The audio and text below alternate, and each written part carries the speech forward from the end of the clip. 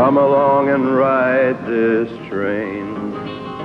Cross the mountains, prairies, reservations, rivers, levees, plains. Come along and ride this train. Ride this train. Ride this train with me to the Holy Land, to the land of Israel. The land that's sacred to the Jew, the Christian, the Muslim, and to millions of people the world over, and has been throughout the ages. This is the promised land, the land that God showed to Moses from atop Mount Nebo. At this place in Galilee, the sound of God's voice has been heard as he spoke to the prophets. And such a blessing to be able to hear the voice of God has been given to very few. But such a blessing was given to the land of Israel.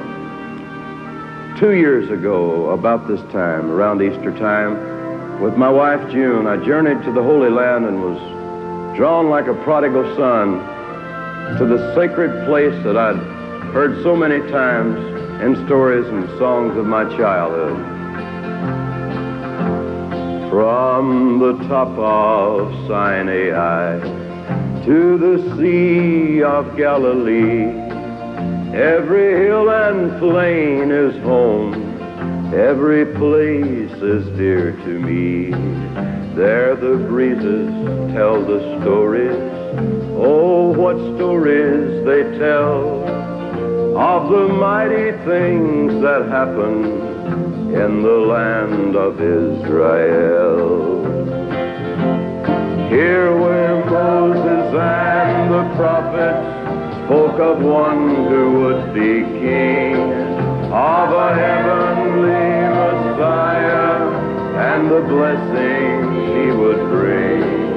Oh, to hear again the call, all is peaceful, all is well, upon every rock and mountain in the land of Israel. Upon every rock and mountain in the land of Israel.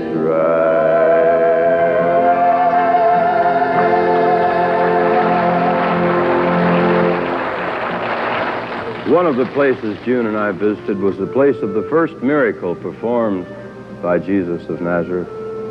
In a little town of Cana, a church stands over the spot now where the water came from that was turned to wine.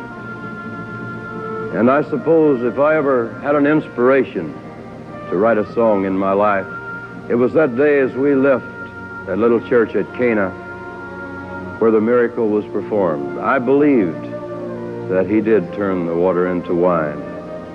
As I left there that day, I wrote these words.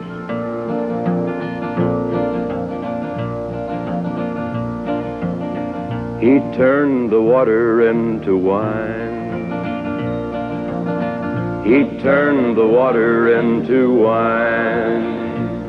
In the little Cana town, the word went all around that he turned the water into wine. Well, he walked upon the Sea of Galilee. He walked upon the Sea of Galilee. Shouted far and wide, he calmed the raging tide and walked upon the Sea of Galilee.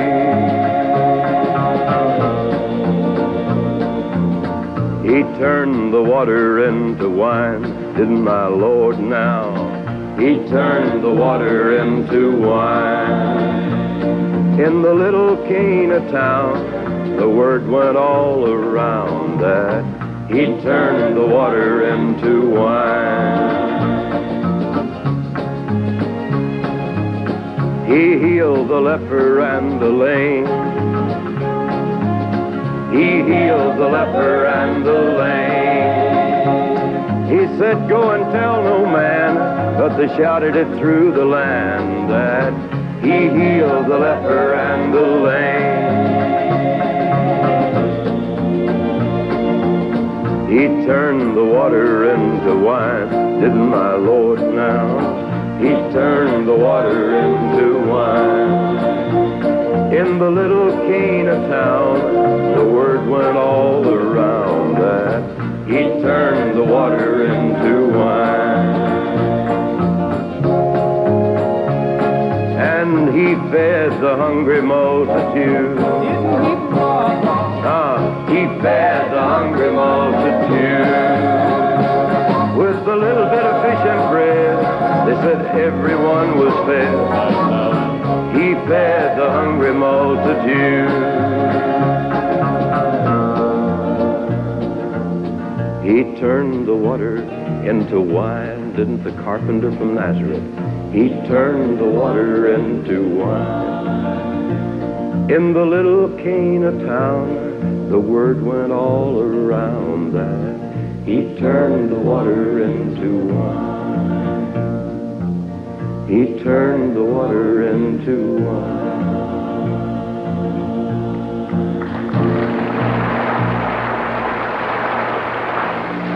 In the Holy Land, in Jerusalem, we visited Calvary and stood on the very spot where Christ was nailed to the cross.